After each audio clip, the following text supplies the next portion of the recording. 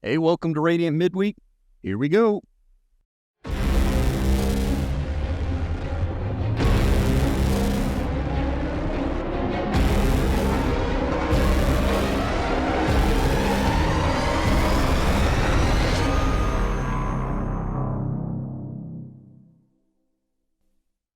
Welcome back to Escaping Babylon. What does the Bible have to say about the end times? What did God want us to know, and why is it important?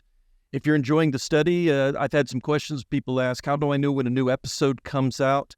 I would encourage you to hit the like button on the podcast. That gives us more visibility, but also to hit the subscribe button, and it will inform you when new episodes come out. I'm glad you're enjoying the study. I hope you can tell your friends and your neighbors about it, because I think this is an important subject for us to discuss.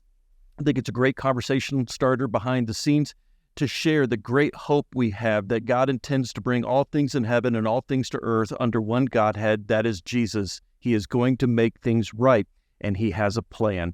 I think that's an important thing for us to discuss, and I think to learn about. And so I'm glad you're on this journey with us. As we continue in Daniel chapter 11, we're seeing a very important chapter here. First, there's over 130 prophecies that come true, and these were written 200 to 300 years before these events took place. It's an extraordinary amount, and it just goes to verify that the Bible is a reliable source for prophecy. It is something we should pay attention to and learn. God wanted us to know about the future and some of the events that were going to happen. Another reason this is an important chapter is Jesus would reference it. He would talk about a desolation of the temple, which we're going to hit today. The way he's presenting it, it not only happens in the past, but as he describes it, it is a future event as well. In other words, we're going to see this story line up to a particular king, and that king foreshadows someone that we call many names in Christian circles. One is the antichrist. That's probably the name that's most used out in those circles. A man of perdition is another name. Some call him just a future king. Revelation refers to him as the beast, and Paul calls him a man of lawlessness. So this man goes by many names. And then there's another man in Daniel chapter 11, and he seems to foreshadow what this man is going to look like. And we will see at one point in Daniel chapter 11, it will change gears suddenly. It will talk about this man who we'll call Antiochus IV later on, and then suddenly it changes, and the conversation seems to move into the future to an unfulfilled set of prophecies that I believe still have not been fulfilled to this day. And we're going to look at those here at the end of the podcast and give us kind of a basic idea. Who is this man we call the Antichrist? Why is he so important? But as we start that conversation a little bit today, I kind of want to throw some names at you. And when I throw these names at you, what images come to mind? What do you think of when you hear these names or these people? The first one, for instance, Adolf Hitler. We certainly know that name from the last 100 years, but what images, what do you think of when you think of Adolf Hitler? Another one, Joseph Stalin. Or how about Vlad the Impaler? Now, for some of you might be saying, boy, I don't know that name, I'm not sure, but I bet you know him by his other name, Count Dracula. What images does that bring to mind? How about Genghis Khan? Or a recent one, Osama bin Laden. What do we think of when we hear that name? And maybe an important one during Paul's time and many of the apostles, the Emperor Nero of Rome.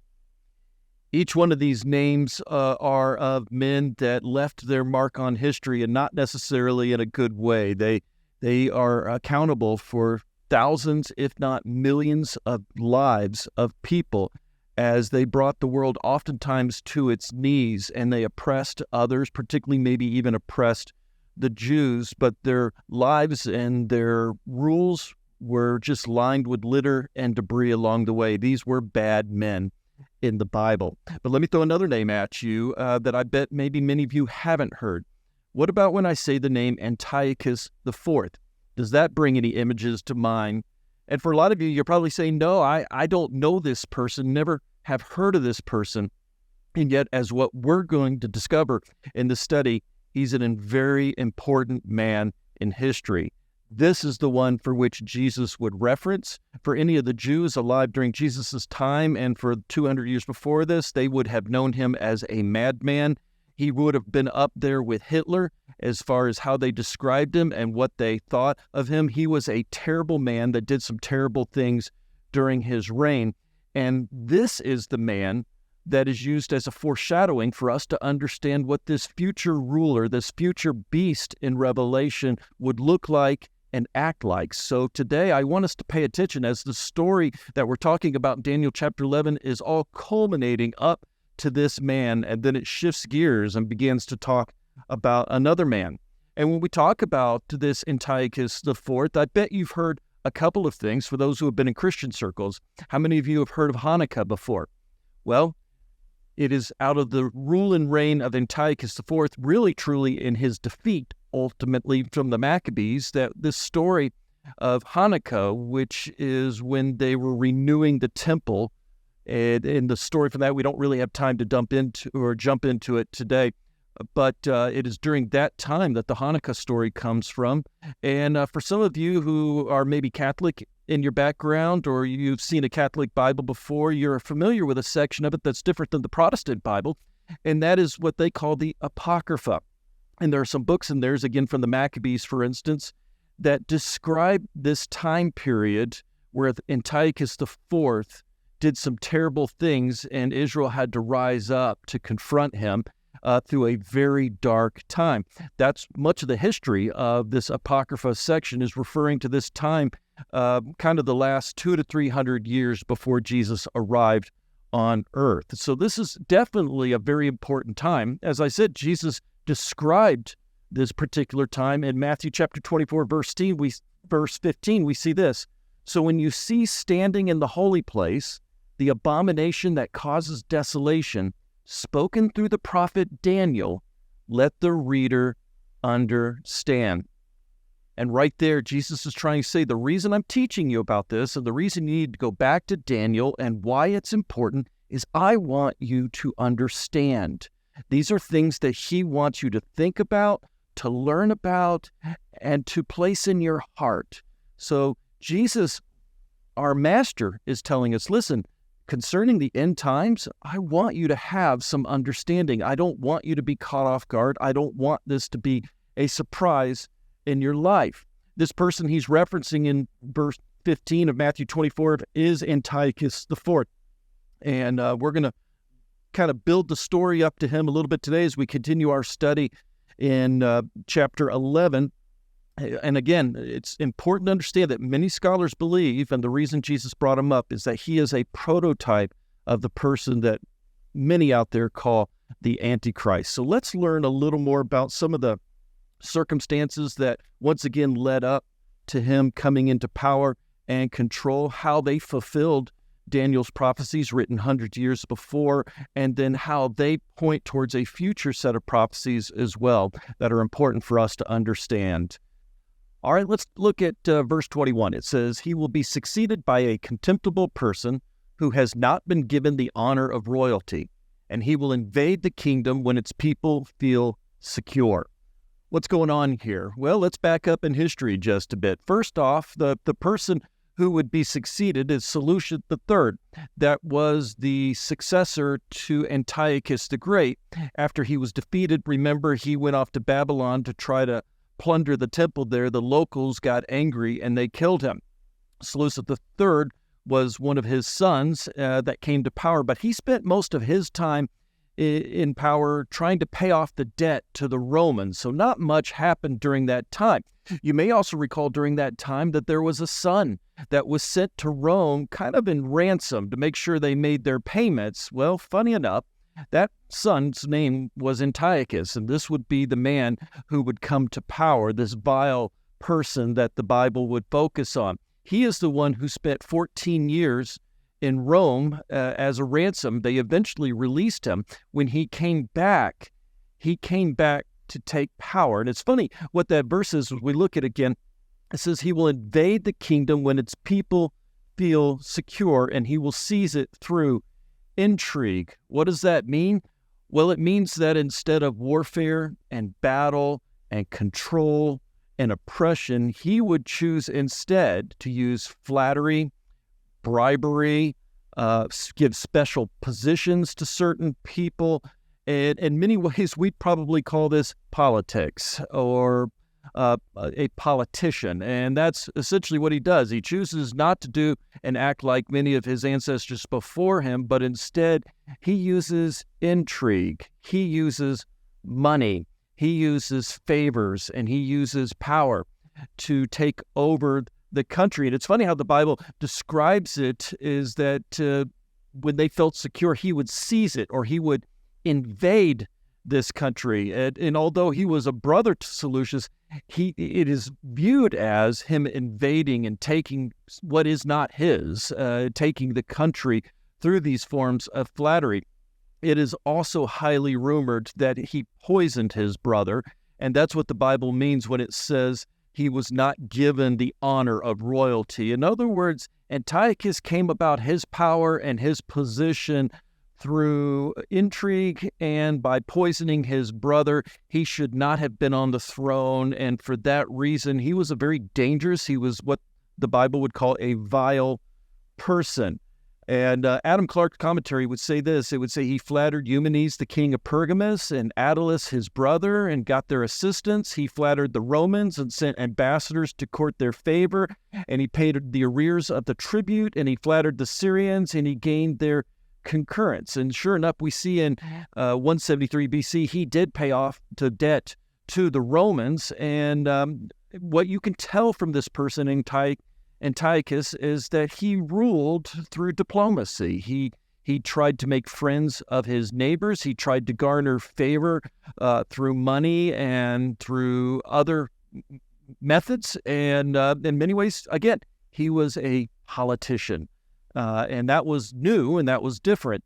His name would eventually become Epiphanes, which means illustrious. Later on, the Jews would call him Epiphanes, which means he's a madman. And as we read more in the story, we'll discover why he was given that name. So let's continue reading. And I'm going to read these next verses a little differently. We might do a little stopping and starting because there's so much going on in them. So hang on for the ride. Let's start in verse 22. It says, "Then an overwhelming army will be swept away before him," that is Antiochus.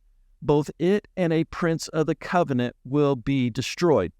And I'm going to stop right now. And this is going to be one of those times when I look at you and say, history is not very clear about what this means. And many scholars are divided by exactly what this means. And so we're just going to say this actually is a part of the prophecy. We're not 100% sure what's going on here. Now, what we do know is that Antiochus, when he came back to the country after being in Rome for 14 years, after he killed his brother, there was a little bit of a revolt. There was kind of civil war going on. And so he had to spend a season bringing back peace. And he had to, again, curry favor. He had to make friends. He had to do what he needed to do in order to restore the Seleucid kingdom to his rule. So it might be referring to that. And when it talks about the Prince of the Covenant, there was a point when he went to Jerusalem and he withdrew the current high priest, which is part of the family of Aaron, and instead put in one of his own high priests who had bribed Antiochus. So he took the highest bidder, essentially, and put this person in charge of the temple in Jerusalem. So this verse might be referring to that as the Prince of the Covenant, but again, it's not clear. So let's continue with the verse if we could. It says, "After coming to an agreement with him, he will act deceitfully, and with only a few people he will rise to power. When the richest provinces feel secure, he will invade them and will achieve what neither his fathers nor his forefathers did." So we'll stop right there. What is it that his forefathers had never accomplished? And the answer is they had never overtaken Egypt. They had never conquered Egypt and the Ptolemies. But what we discover is in 169 BC, Antiochus, with a very large army, took on the king of the south, Ptolemy V, and did indeed defeat him quite handily, allowing Antiochus to do something that his relatives and his forefathers had never accomplished. He now was able to sweep through Egypt. He couldn't be stopped. There would ultimately only be one city that he wouldn't take over, and that was the capital, Alexandria. But he put a fortress and an encampment outside of it for many years. And so while Alexandria was still there, for all intents and purposes, Antiochus was in charge of Egypt for several years. And so in this case, he accomplished something that he was never able to do. And because of that, he was able to plunder the gold reserves and the riches of Egypt, and he was able to take those back to his Seleucid kingdom, again, to continue bribing officials, to continue to curry favor, and to build his power through intrigue. And so as we continue on, it says he will distribute plunder, loot, and wealth among his followers. He will plot the overthrow of fortresses, but only for a time. With a large army, he will stir up strength and courage against the king of the south. And the king of the south will wage war with a very large and very powerful army, but he will not be able to stand because of the plots devised against him. Those who eat from the king's provisions will try to destroy him, and his army will be swept away, and many will fall in battle.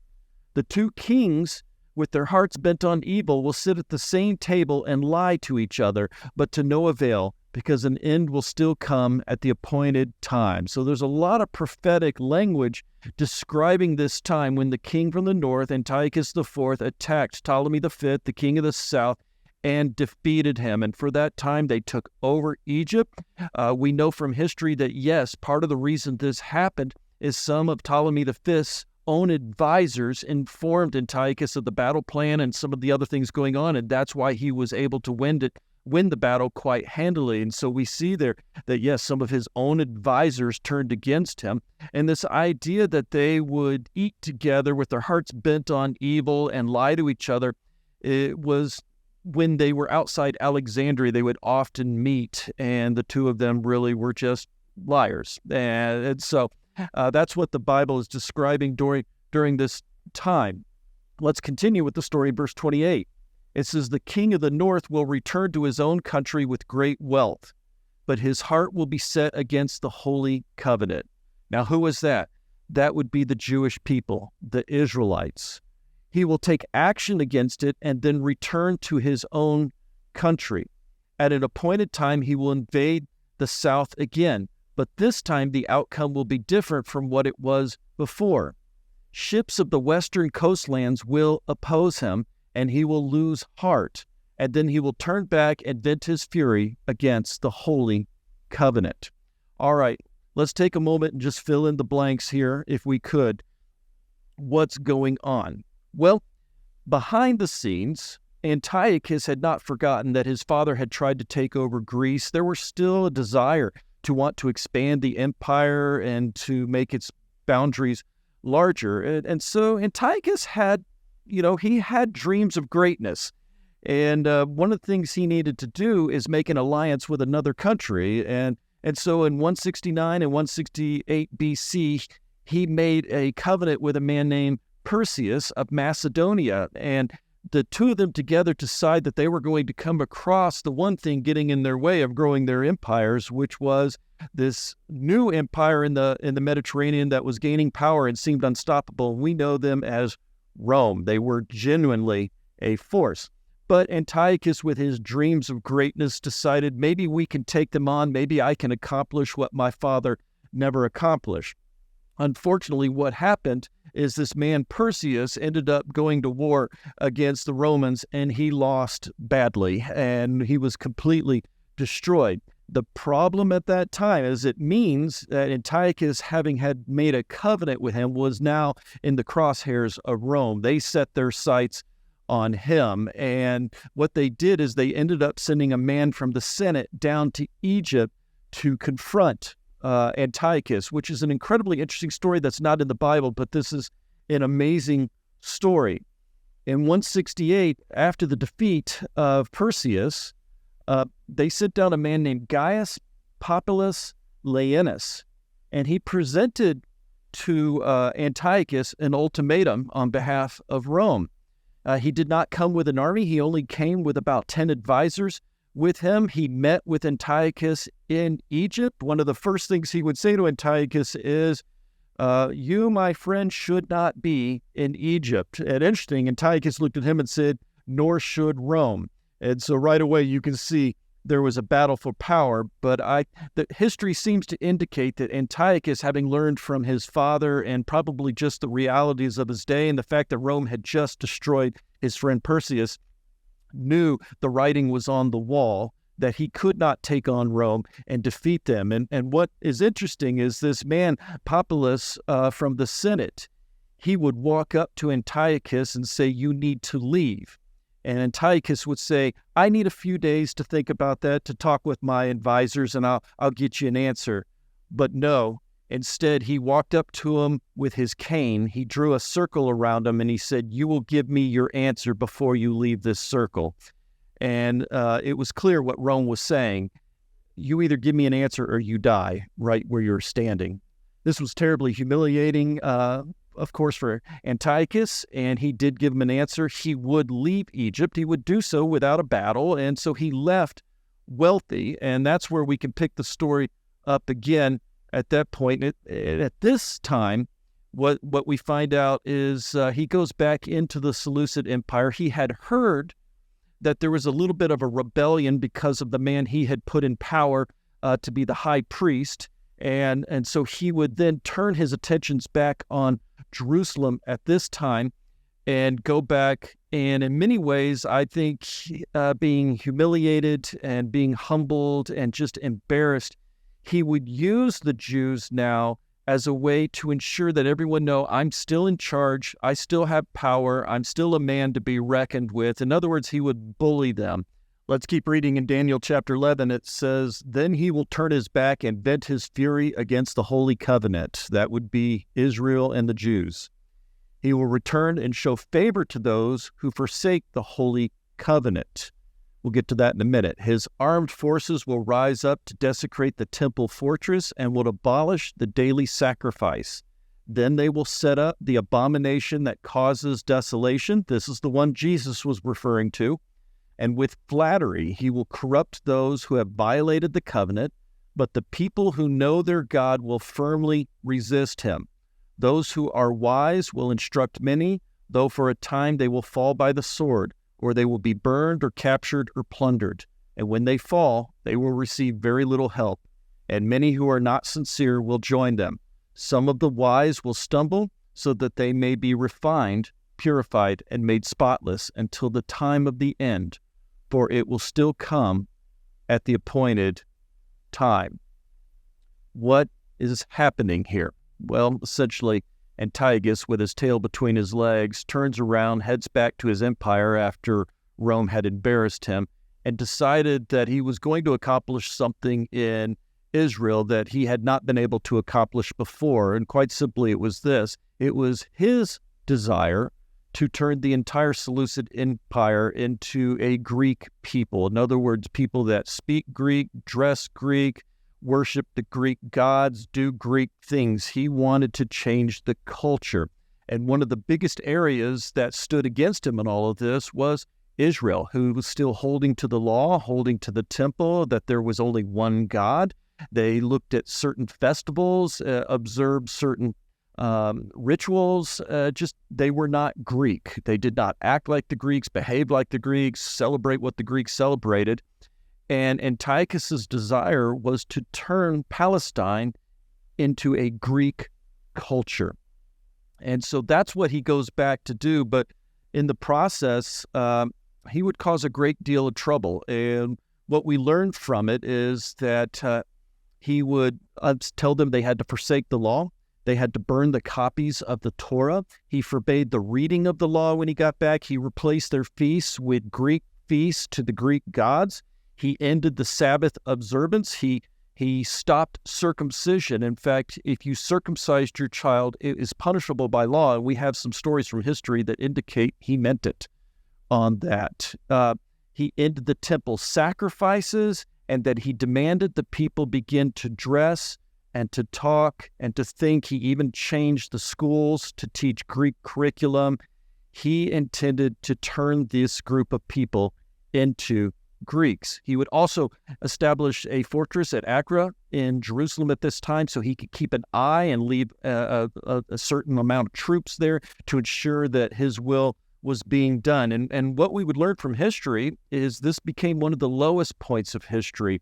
And there's a couple of reasons why. Number one, we'll discover that there was a group of people in Jerusalem that welcomed these changes. They wanted to be a Greek culture. They wanted what Epiphanes was requiring of them.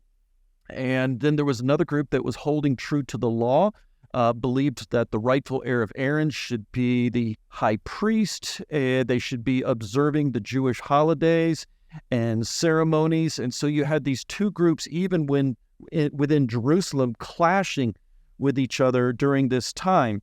And what is it about this desolation of the temple? What do we discover from history? What we learn is that he would set up an image of Zeus at the altar in the temple.